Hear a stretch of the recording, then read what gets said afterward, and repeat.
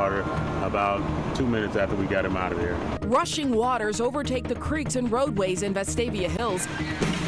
We have team coverage of the flash flooding and the cleanup to follow, and more changes coming to those already long airport screening lines. What you'll have to check before you're allowed to get on the plane. Plus, the voltage that they suspect went through her body, someone could not survive. A remarkable story of survival. Tonight, hear from a young girl who survived an electric shock. Live from CBS 42 News with local coverage you can count on. Here's what's happening right now. What a day for weather. Cars, roads, and parking lots submerged underwater after major flooding swept through central Alabama.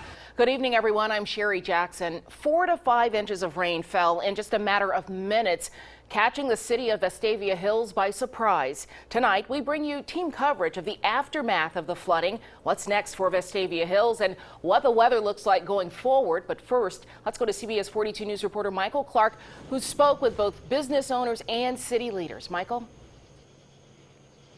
Sherry, I want to give you a look at just what one of these cars looks like that ended up in the creek. This is a truck that's parked at the Grayson Construction Building, and just look at the magnitude of all that water we had. The front of this windshield is just completely cracked from side to side. There is mud caked on the one corner of this truck, and then you can see the debris that is just stuck to this antenna. All of this is because of the rainwater that ended up in a normal parking lot that swept all of these vehicles into the creek this afternoon. Before this vehicle and several others ended up in Patton Creek, all were sitting in a Vestavia Hills parking lot, eventually flooded with water. We've been flooded at our office a few times, but never as bad as today, so it's probably about as bad as it could get, I think. Andy Wheat works with Grayson Construction. His manager says several company and employee trucks ended up in the creek, along with a trailer full of tools. Their building took a hit, too. We lost some couple of trailers and some personal and company vehicles today, and had a substantial amount of water in our office. But we're pulling together as a team, and the community's supporting us out here. While many homes and businesses off Highway 31 have flooded before, city leaders say this was no ordinary rain event. It is a floodplain. When you have rain of the nature that we had today, pushing what some will say 4 inches over an hour, there is no system that can manage that. Swiftwater rescue teams had to help those stranded at work or in their vehicle. While there is plenty of property damage, everyone is okay, but city leaders say there were cars that took a chance and remind people that even a few inches of water can lead to deep trouble. People went through areas of flooding that they should not have gone through, and that's even after police had warned them not to enter the area. Now back out here live, you're looking at the ground that is almost dry. You can see a little bit of mud there, but hours ago, this was described by the owner as a river. You can see this trailer here. This is another one of these vehicles that ended up in the creek. Both of these have been pulled within the last couple of hours. Cleanup remains going on right now. I'm told the Department of Transportation is actually responsible for clearing out a lot of the creek that flooded today. Crews could be here as early as tomorrow to begin work on that. For reporting live in Vestavia Hills tonight, Michael Clark, CBS 42 News, local coverage you can count on. For this area, it's catastrophic. I mean, it's bad. I mean, these businesses, I mean, it's awful.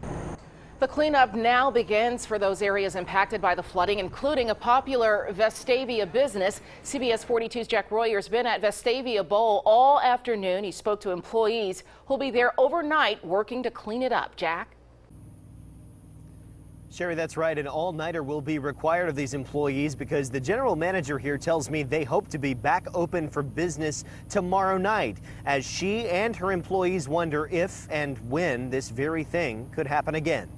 As this bowling alley begins to dry off, something somewhere should be done. Employees and managers start the cleanup while fearing that this won't be the last time they deal with flooding. When we flooded the last time, everybody said hopefully it'll never happen again. We knew one day it's going to happen again. I mean, it just is what it is. The inside dry as a bone. Only the outside of this bowling alley sustained damage. Chairs thrown across a parking lot with cars and some people stranded in them. Employee Daniel Flynn helped one of their customers escape her car when the flood waters started to rise. Made sure everything was out of my pockets and I went off running. Hit the water, swam. Me and the other guy pulled her out of the window and we just cradled her and walked her over to the shallow part. A professional cleaning crew comes tomorrow to clean the outside of the building, as employees are just thankful it wasn't worse than this. The last flood left them closed for 2 straight months. That was our last big flood, and so knowing, I mean, that's pretty fresh in our memory. So for this to only be where it's at the moment, I mean, we're very grateful that it wasn't a lot worse. The bowling alley mostly spared in a flash flood that came as quickly as it went. And like we said, that cleanup is beginning right now. The employees are on this deck tonight, right out front, cleaning off these chairs with pressure washers, so that will continue into the night. Nance has been the general manager here for 19 years, and she wonders and hopes if this event was widespread enough to get the city of Vestavia thinking about solutions to prevent it from happening again. We'll have to wait and see. Reporting live in Vestavia Hills tonight, Jack Royer, CBS 42 News, local coverage you can count on. It has been a constant problem. We want to thank all of our viewers for sending their weather pictures and videos in. If you have any that you'd like to share, just email us at reportit@wiat.com.